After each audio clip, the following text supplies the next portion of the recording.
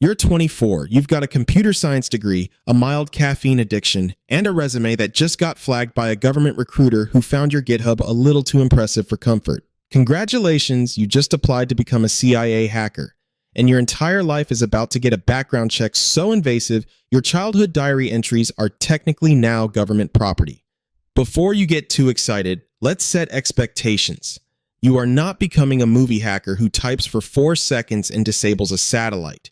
You're entering one of the most bureaucratic, paperwork-heavy, security clearance-obsessed career paths in existence, where breaking into a network is somehow the easy part, and the hard part is convincing the government you're not secretly working for someone else. Let's go over the perks real quick so you don't start crying just yet. 1. Top secret clearance means you now technically know things your own parents will never be allowed to know. 2. The pay, while not Silicon Valley money, is stable, has real benefits, and comes with a pension, which is more than most of your friends coding ad tracking software can say.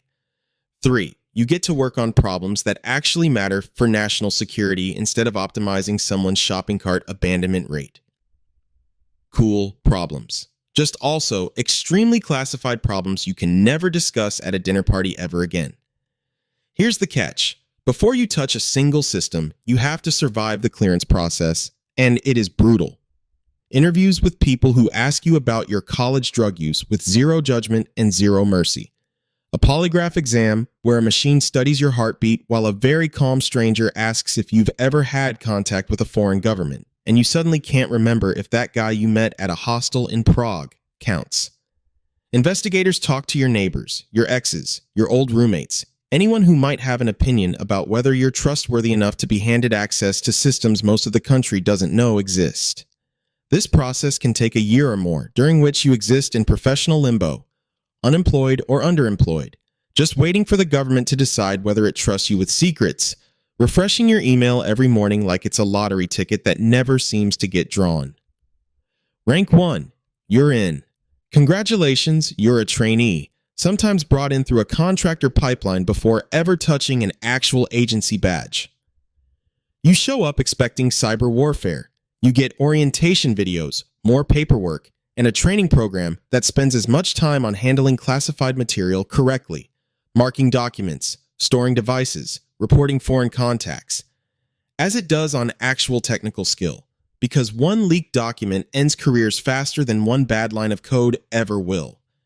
You show up to your first real assignment thinking it's going to be simple: find vulnerabilities, write tools, help national security. Right? Wrong.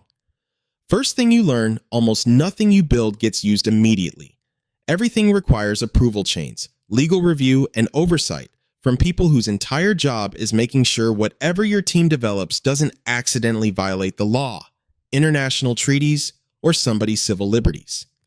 You spend your first year mostly doing vulnerability research, quietly studying how systems and software actually break, cataloging weaknesses, documenting findings with the meticulous precision of someone who knows a mistake here doesn't just cost a bug bounty, it costs an operation.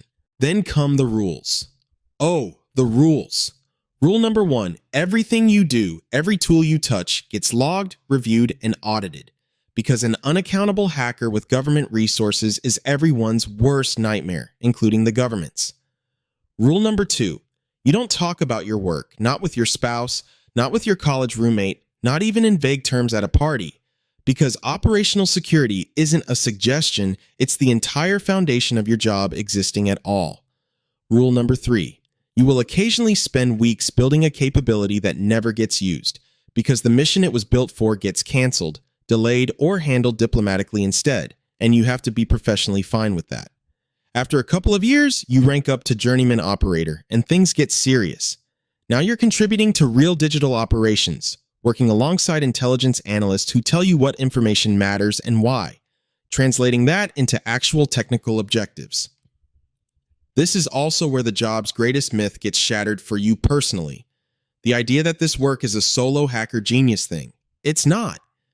Everything is team-based, layered, and painfully collaborative, because a single operation might involve infrastructure specialists, malware analysts, legal officers, and case officers running human intelligence on the other side, all coordinating like a heist movie.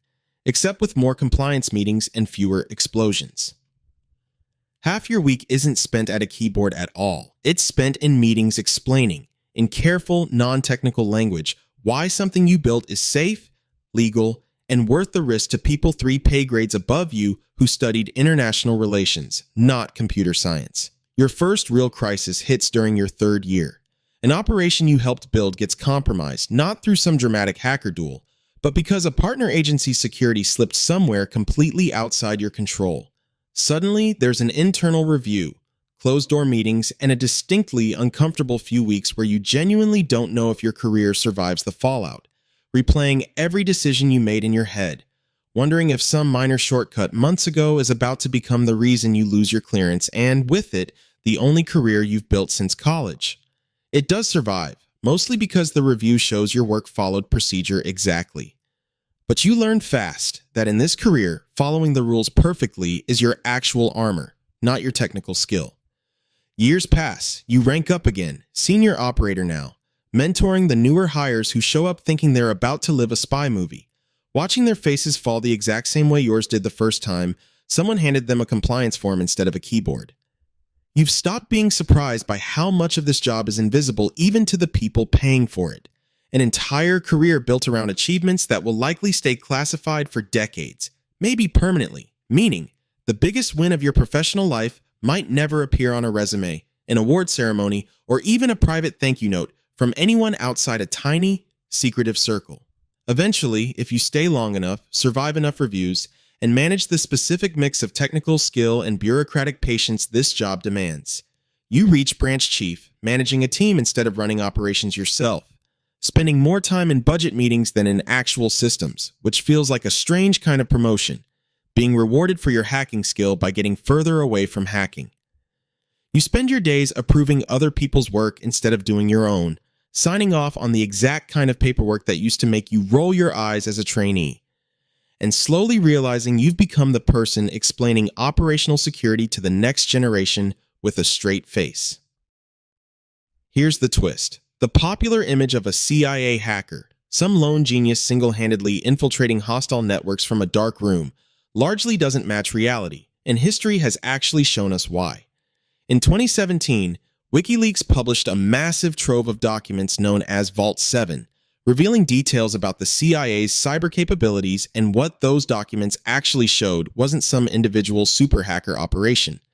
It was an enormous, highly organized, deeply bureaucratic development pipeline, teams building and cataloging tools methodically with naming conventions, documentation standards, and approval processes that looked more like corporate software development than anything Hollywood ever imagined. The leak itself, ironically, became one of the most damaging events in the agency's cyber history, not because some rival hacker broke in dramatically, but reportedly due to internal security gaps. A reminder that even an agency built around exploiting other people's vulnerabilities is not immune to its own. So, the honest version of this career isn't a lone wolf breaking into systems while sipping energy drinks. It's a slow, heavily monitored, deeply collaborative grind, where your biggest asset isn't genius-level hacking instinct. It's discipline, patience, and an almost unnatural comfort with rules, oversight, and secrecy that swallows your accomplishments whole. You don't become a legend. You become a name in a classified file that maybe 5 people will ever read, doing work that might matter enormously to national security and will almost certainly never make it into your own life story out loud.